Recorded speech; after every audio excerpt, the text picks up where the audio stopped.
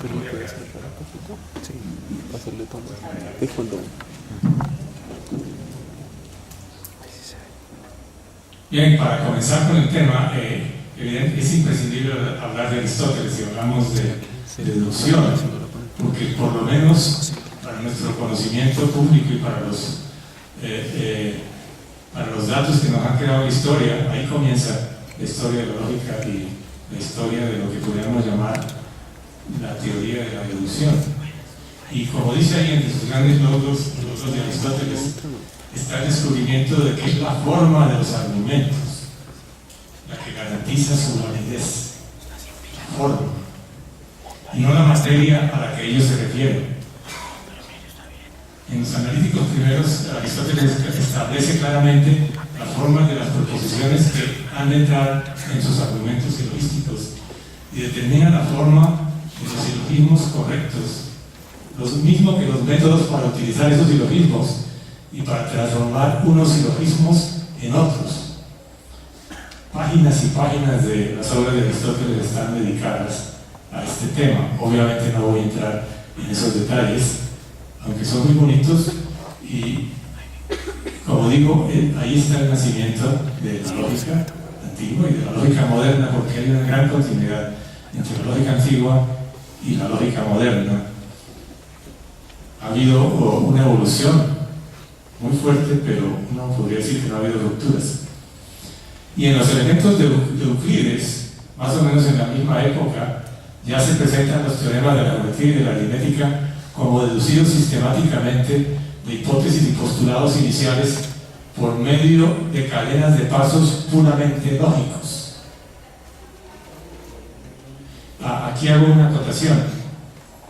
Desde la época de Aristóteles y la época de Euclides, y a lo largo de 2000 años o más, se afirmó en muchísimas formas que los únicos pasos lógicos, los pasos puramente lógicos que están mencionados ahí, no eran más que los silogismos aristotélicos y algunos modos de demostración que Aristóteles comenta, en particular la llamada demostración por contradicción que Aristóteles comenta, y no mucho más. Entonces, a lo largo de 2000 años se afirmó públicamente que los pasos lógicos, la lógica pura, se reducía algo así como a la silogística aristotélica y nada más. Se suponía, nadie se puso en la tarea de comprobarlo, que los pasos lógicos que entraban en la geometría de Euclides para pasar de los axiomas a los teoremas eran puros silogismos aristotélicos, nada más falso. Eso no es cierto. La silogística aristotélica representó un avance gigantesco en la cultura humana, sin duda, y en la cultura occidental en particular. Y es algo muy valioso aún hoy en día, pero no es sino un fragmento algo débil de lo que hoy llamamos la lógica pura. Más adelante seré tal vez un poco más claro sobre eso que estoy diciendo. Pero también vale la pena, volviendo al texto, que la utilización del método axiomático probablemente se remonta a muchísimos años antes que Euclides y que Aristóteles mismo, porque ya muchos años antes Platón se refería a ese tipo de cosas que los matemáticos hacían cuando deducían teoremas. Entonces no les presumo que aquellos que se ocupan de la geometría, la aritmética y de otras ciencias del mismo género, una vez que han puesto por hipótesis el impar y el par, las figuras de esas especies de ángulos y cosas análogas, partiendo de estas hipótesis y siguiendo una cadena ininterrumpida, logran de consecuencia en consecuencia la demostración que se habían propuesto encontrar. Eso es Platón en la República. O sea, ya había una historia de método axiomático y una especie de lógica deductiva, ¿sí?, intuitiva, que es la que se usa en Euclides.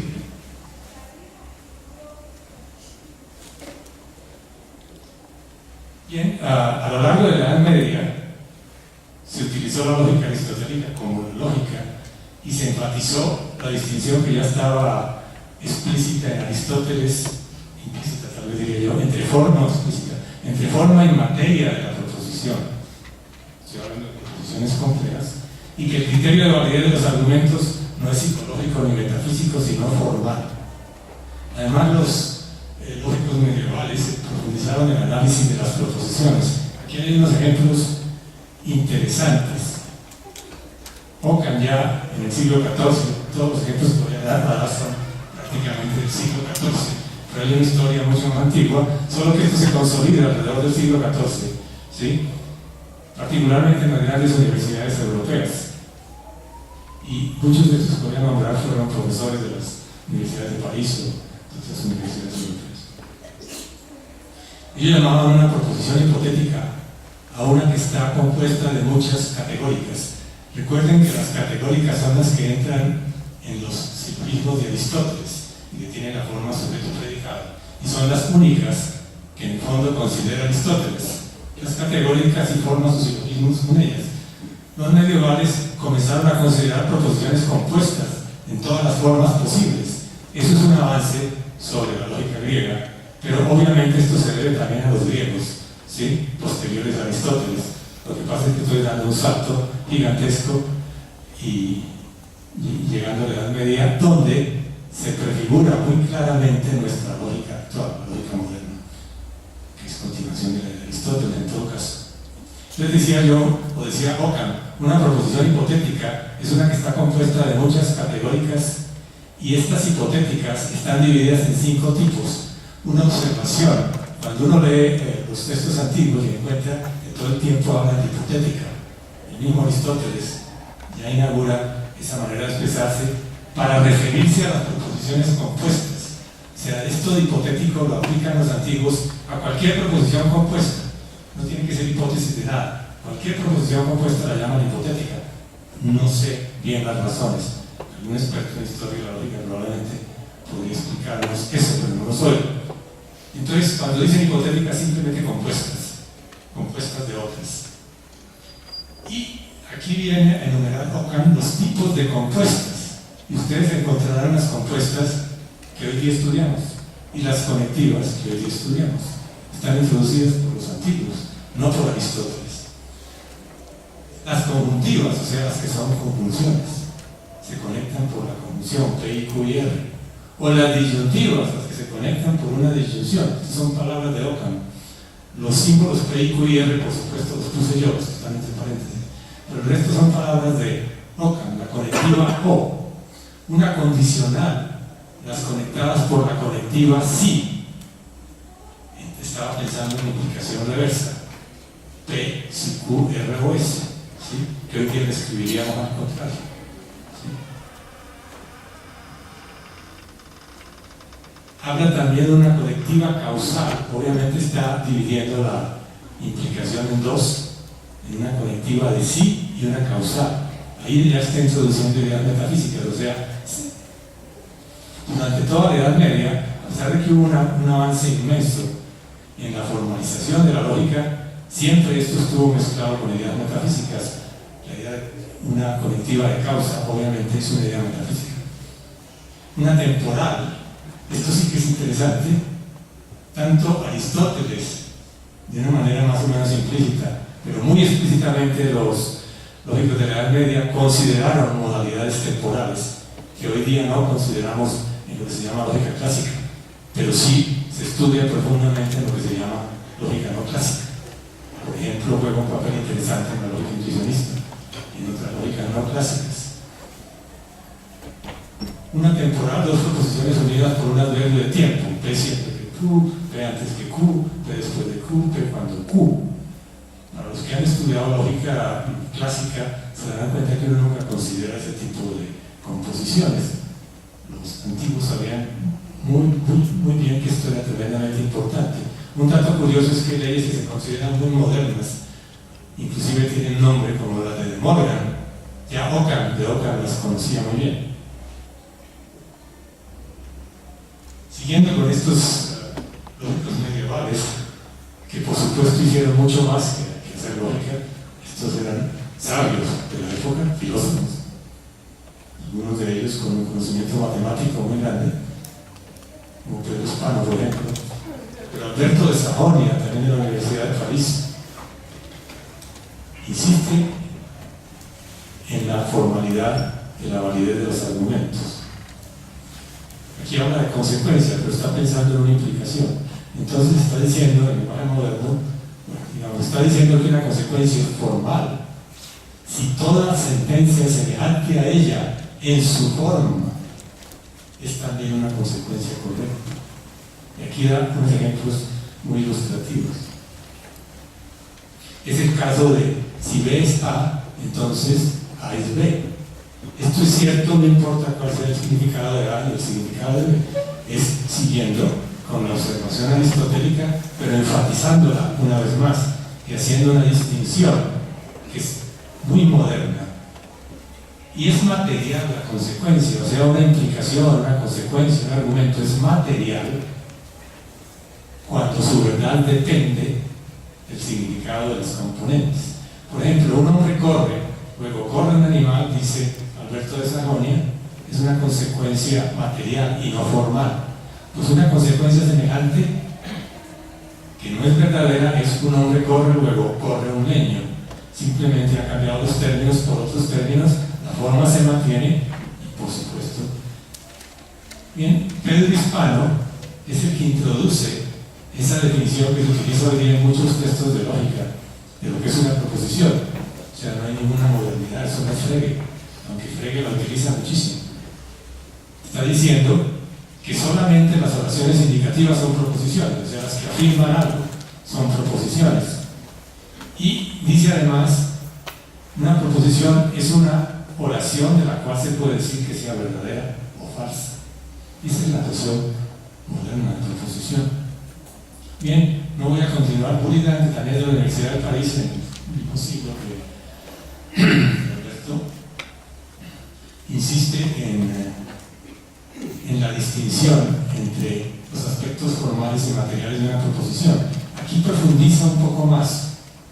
Se entiende por materia de la sentencia, bueno, esto está mal expresado, o sea, está incorrecta la cifra, pero no la voy a mirar. Pero insiste en lo de la formalidad de los antecedentes. Y es quien introduce aquella idea de que lo falso implica cualquier cosa. Muy bien. Esto es simplemente para dar una idea de cómo es.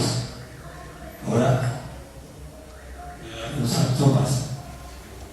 Bueno, y una observación sobre todo este periodo. Todo este periodo es muy rico, pero también es muy confuso. Y yo diría, y no logra los avances que habría podido. Si no hubiese habido esa teocracia, digamos, del cristianismo occidental sobre la filosofía y ese apoderamiento de la lógica, la lógica habría avanzado mucho más, podemos suponer, porque estaban dados todos los elementos. Lo que congeló la lógica, pienso yo, fue la imposición de la filosofía cristiana que pretendió congelarla. Por supuesto, porque con la lógica, como con muchos otros aspectos, cualquier cambio, cualquier avance era peligroso para las ideas teológicas y para el mantenimiento del poder ideológico. El hecho es que la lógica se congeló hasta el siglo XIX, finales del XVIII, y se consideraba incorrectamente, porque los sabios de la Edad Media sabían que no era así, que la lógica era pura lógica aristotélica, se seguía repitiendo, era la pura silogistica, se seguía cometiendo ese error. Los grandes filósofos lo cometieron hasta Kant se cometió ese error. Hoy día hay filósofos muy pocos, afortunadamente, que lo siguen cometiendo. Bacon, que fue uno de los rebeldes, con muchos otros en la Edad Media, bueno, a principios del Renacimiento, decía sobre la lógica escolástica que cada vez que se presentaba alguna inconsistencia en lo que estaban diciendo, en lugar de cambiar los axiomas o revisar el axioma, hacían una frívola distinción. Ustedes saben que en la Edad Media era famosa la frase de discusión de distingo, ¿sí? Era la típica frase de la escolástica cuando algún estudiante le mostraba a un profesor que había una contradicción o un absurdo en lo que estaba diciendo, el profesor decía distingo y cambiaba y daba unos argumentos que podían ser teóricos, metafísicos, pero cualquier cosa menos lógicos. Bien, voy a dar un gran salto, porque como decía, se congela, pero se congela por una excepción, y la excepción es Leibniz. Leibniz en el siglo XVII y XVIII, casi secretamente, porque la mayor parte de lo que hizo Leibniz quedó en sus manuscritos no publicados, le dio un avance gigantesco a la lógica, que uno lo podría considerar equiparable al que se logró en el siglo XIX con los ingleses como Boole, De Morgan, esta otra gente. Y estaban puestas las semillas en los trabajos de Leibniz para ir mucho más allá, probablemente.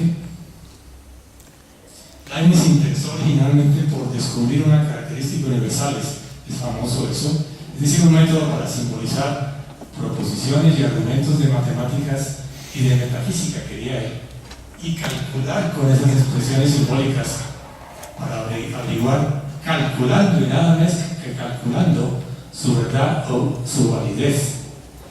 Estas propuestas de Leibniz eran algo subversivas, por supuesto, porque era un intento de desterrar la metafísica, la ontología, la teología, la Biblia, de los argumentos. Los argumentos se convertían en puro cálculo. Eso lo llamo yo el sueño de Leibniz. El sueño de Leibniz, en algún sentido, se logró completar con éxito en el siglo XIX, leeré sobre eso. Según Leibniz, estas son palabras de Leibniz mismo, no habría más necesidad de discusión entre dos filósofos que entre dos contadores. Sería suficiente sentarse con papel y lápiz y decirse calculemos.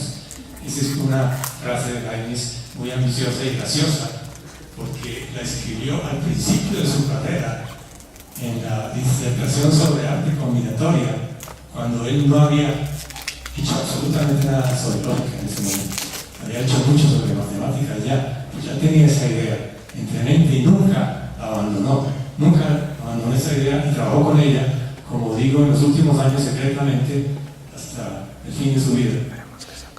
Las ideas de la lógica moderna respecto a las relaciones ideales entre sintaxis y semántica, esa separación tan importante en la lógica moderna, están en alguna forma presentes en los trabajos de Leibniz, y más adelante voy a dedicar la conferencia a la mayor parte de lo que me quede para mostrar algunos ejemplos del trabajo de Leibniz, que lo encuentro como uno de los matemáticos, filósofos y lógicos más fascinantes de toda la historia. También Leibniz introduce una clara distinción entre axiomas lógicos y reglas de diferencia que no era clara ni siquiera en la lógica medieval. En la lógica medieval, cuando se daba una ley, no era claro si se daba como un axioma, como una regla, y esa confusión también fue uno de los obstáculos en el avance de la lógica. Para Leibniz esa distinción fue clarísima, como ya veremos. Antes de volver a Leibniz, sigo un poco con este recuento muy esquemático, muy superficial del desarrollo de la lógica, por lo tanto de la teoría de la deducción. Este deseo de Leibniz se cristaliza en el siglo XIX, aunque como digo ya Leibniz ya había trabajado, solamente que no se conoció, con la aparición de la lógica como un cálculo exacto de caracteres y formas simbólicas, a la manera de los cálculos de los matemáticos. Eso es obra inicialmente de Boole, luego de Scherer, Peirce, el Scherer alemán Peirce, el americano, Peano el italiano, y Frege el alemán, entre muchos otros, realizando hasta cierto punto el sueño de Leibniz. Pero lo que estos personajes que estoy mencionando pusieron, tal vez con excepción de Peirce, que parece haberse adelantado muchas ideas, esas también quedaron enterradas en sus documentos, muchas ideas modernas. Lo que ellos pusieron en la mesa fue un lenguaje adecuado, no podría decir. Pusieron el instrumento, el lenguaje adecuado para esos cálculos. Y eso fue un paso muy grande, porque ustedes saben que en matemáticas, por ejemplo, el simbolismo juega un papel muy importante. Leibniz fue uno de los gestores del cálculo diferencial e integral, pero finalmente el cálculo de Leibniz ganó sobre el de Newton, no porque sus ideas fueran mejores o sus teoremas fueran superiores, sino porque el simbolismo de Leibniz era superior. Bien, ayudada por este trabajo precursor del siglo XIX, de estos matemáticos.